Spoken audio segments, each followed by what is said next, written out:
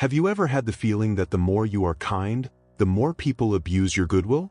That no matter how much you treat others with respect, consideration, and empathy, the return almost always comes in the form of disdain, indifference, or even disrespect.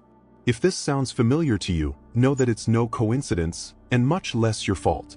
There is a fine line between being kind and being seen as weak. And it is precisely along these lines that many stumble.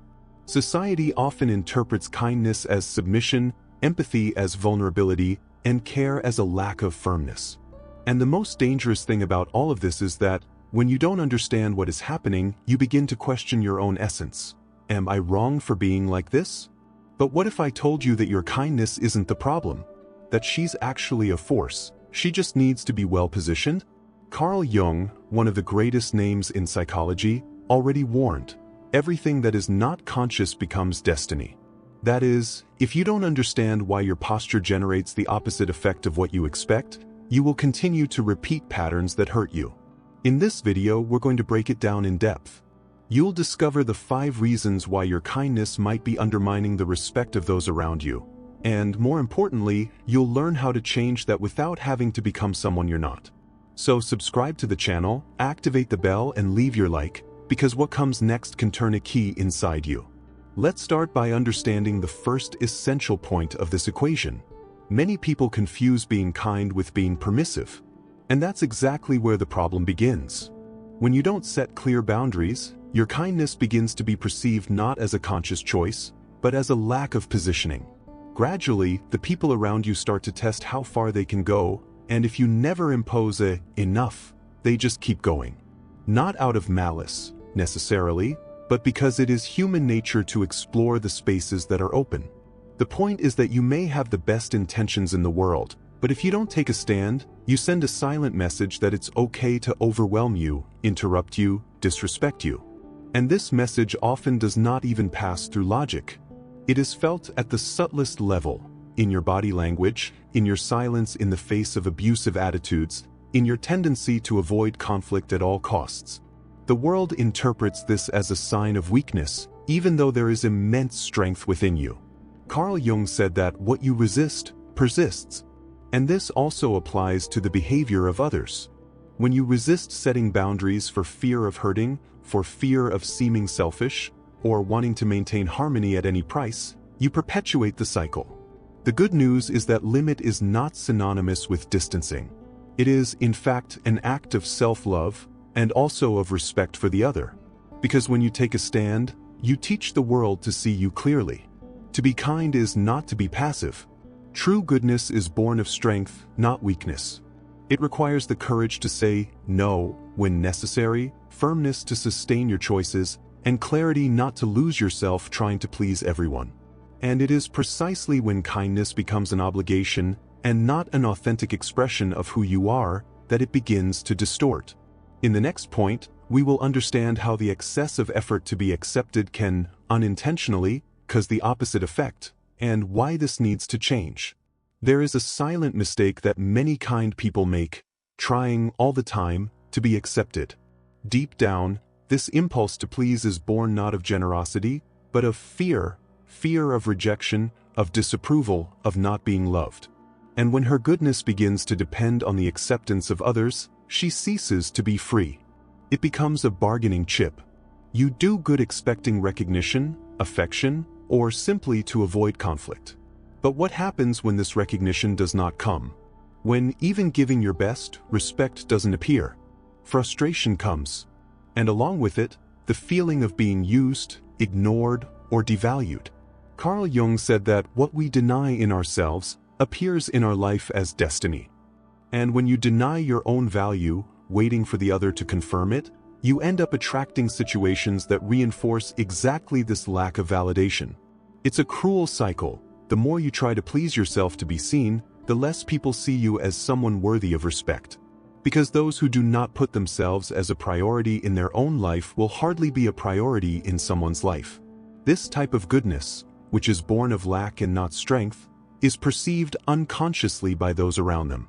People feel it when their yes comes from a place of fear. And that's when subtle abuses begin to emerge, excessive requests, disrespectful comments, lack of reciprocity. Gradually, you become that too nice person who is always available, but who is rarely taken seriously. To get out of this cycle, it is necessary to rescue its center. That means stopping looking outside for what can only be found within, validation of who you are. Your goodness needs to be born of integrity, of your truth, not the need to please. When you act on that, something changes. You will still be gentle, but your presence will have firmness. Your yes will be clear, but your no will be respected. This new positioning is quiet yet powerful. It does not need justifications, nor long explanations. He comes from a place of self-knowledge and inner security. And people notice. When you're no longer trying to be accepted, you become more authentic and, paradoxically, more respected. Because respect is born of clarity, of the ability to be whole, even when it means displeasing. But this transition doesn't happen overnight. It requires you to look at yourself sincerely and have the courage to face the parts of yourself that are still seeking approval. And more than that, it requires you to take responsibility for how you are positioning yourself in the world. Next, we'll explore how the absence of authenticity, even with good intentions, can push people away rather than bring them closer, and what to do to align goodness and truth without having to cancel each other out. Being kind does not mean saying yes to everything, and much less try to please everyone all the time. When your goodness begins to stifle your authenticity, it loses its strength. Because, as much as you have good intentions, people can sense when there is inconsistency between what you show and what you really feel. It's the kind of energy that doesn't need to be said to be perceived. The absence of authenticity creates a disconnect. You strive to be accepted, to maintain harmony, to avoid friction, but at the same time, you are silencing the truth itself. Stop expressing what bothers you, what hurts, what frustrates you. And little by little, it accumulates an emotional charge that, sooner or later, overflows. It can be in the form of burnout, resentment, unexpected outbursts, or simply a quiet withdrawal. The problem is that when you are not authentic, no matter how kind you are, the connection with others loses depth. Relationships become superficial. You attract people who relate to your mask, and not to who you really are. And then, even surrounded by people, you feel alone. Not because others don't value you, but because you're not showing yourself fully. Carl Jung reminds us that we become what we pretend to be.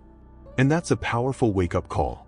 Pretending to be okay all the time, pretending not to be bothered, pretending to be someone who just wants to please, all of this comes at a high price. You distance yourself from yourself. And the further away from yourself you are, the more vulnerable you are to the attitudes of others. Any criticism turns into an earthquake. Any rejection, an open wound. Authenticity isn't about being harsh. It's about being truthful. About having the courage to express yourself with respect, but also with firmness. When you start to position yourself in line with who you are, your relationships change. Some people walk away, and that can even hurt. But others approach, and these do see you for real. Because his presence starts to carry truth. To be kind to authenticity is to understand that there is no real harmony where you need to be silent to keep the peace. That true respect comes when you show yourself in full, with your lights and shadows. That pleasing all the time is a prison disguised as acceptance. And that being true can, yes, cause discomfort in those who have become accustomed to its edited version, but at the same time, it is the path to healthier and more respectful relationships. Now, for this authenticity to be sustained on a daily basis, it is necessary to cultivate an essential quality, self-esteem. In the next point, let's understand why the lack of it can be the root of disrespect and how to rebuild it from the inside out. Self-esteem is the silent foundation of everything you allow, or not, in your life. When it's strengthened, you become naturally selective. Not out of arrogance, but out of clarity. You know who you are, you know your value, and therefore, you do not accept any type of treatment. But when self-esteem is weakened, it's as if you try to compensate for this internal emptiness with external acceptance. And then, even though you're kind, you end up putting yourself in positions of submission without realizing it. People with low self-esteem often think they need to conquer space all the time, as if they need to prove that they deserve to be there. And it is exactly this posture that unconsciously communicates to others, "I am not enough." The result? Unbalanced relationships, where you give too much and receive too little. Where you give yourself hoping to be noticed, but remain invisible. Where you tolerate what you don't deserve for fear of seeming difficult, demanding, or selfish. Carl Jung said that those who look outside dream, those who look inside awaken. And that's the key. True self-esteem does not come from compliments, results, or likes on social networks. It is born of self-knowledge. To look inside and see yourself with honesty and compassion. To recognize their virtues without false modesty and their limits without guilt. It's accepting who you are with all that includes. And from there, start acting like someone who respects himself. When you value yourself, you don't need to explain yourself as much. He doesn't feel the need to justify every no. He does not beg for attention, nor does he try to convince anyone of his worth. His stance speaks for itself. And that energy, more than any speech, is what makes people realize that you deserve to be treated with consideration. Strengthening self-esteem is not about feeling superior. It's about feeling whole. It is leaving the role of those who need to be chosen to enter the role of those who choose. And believe me, this internal change completely alters the way the world treats you. Because when you start to truly respect yourself, people who aren't willing to do the same naturally drift away. And this leaves room for truer, healthier, more balanced relationships. Your kindness ceases to be a burden and becomes a conscious choice. You continue to be kind, but not at the expense of your dignity. You keep helping, but without sacrificing yourself all the time. Because those who have self-esteem know that they deserve to be well, not only in moments of exception, but as a rule. And when you combine self-esteem with authenticity, something powerful happens. You stop begging for respect and start inspiring respect.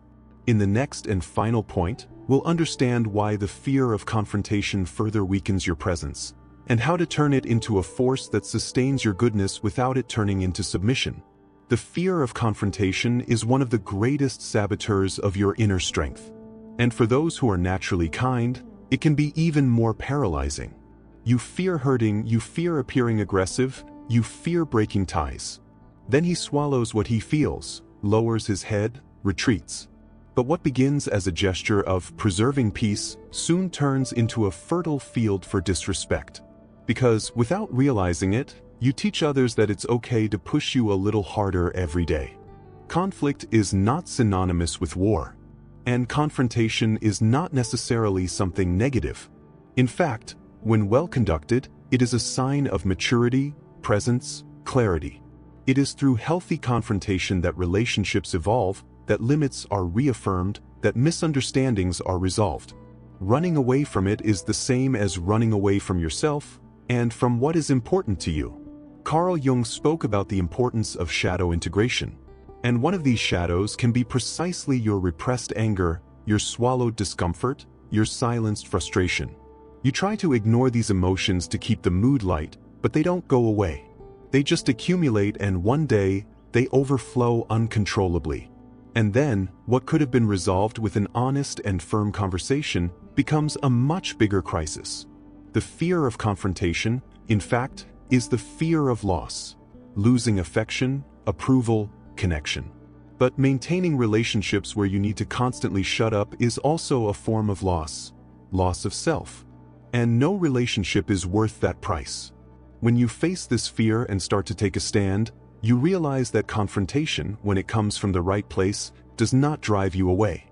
He purifies. It separates what is real from what is fragile. It shows you who is willing to walk alongside you with mutual respect, and who is only there while you give in. True goodness is not fragile. It is firm. She knows how to say yes generously and no calmly. It welcomes but also delimits. And confrontation, when necessary, is a tool of protection, not of attack.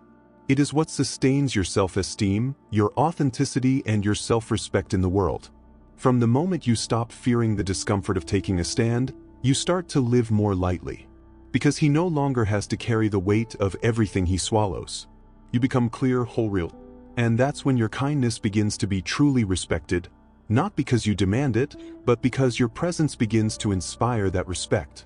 Now that you have understood all the pillars that transform kindness into strength and not submission, it is time to gather these learnings and understand how to apply them, in a practical way, in your daily life.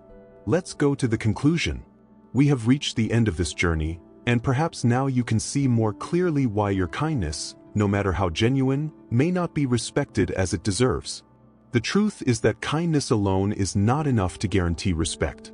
She needs to walk side by side with limits, authenticity, self-esteem, and courage. Only then does it stop being seen as a weakness and start to be recognized as a strength. You've seen that saying yes all the time, hiding your truth for fear of confrontation, and constantly seeking approval are attitudes that, while well-intentioned, silence your worth. The absence of a clear position opens space for people to test their limits, often without realizing it. And when that happens, disappointment is inevitable. But the good news is that all of this can change, and it starts from the inside out. Strengthening self-esteem, practicing authenticity, and not running away from the necessary confrontations are fundamental steps to transform the way you relate to the world. When you stand up truthfully, without aggressiveness, but firmly, people come to realize that your kindness is a conscious choice, not a need to be accepted. And that changes everything. Being kind is not canceling yourself. It is to have integrity. It is to offer the best of yourself, but without losing yourself. It is to help when it makes sense, but also to know how to retreat when necessary.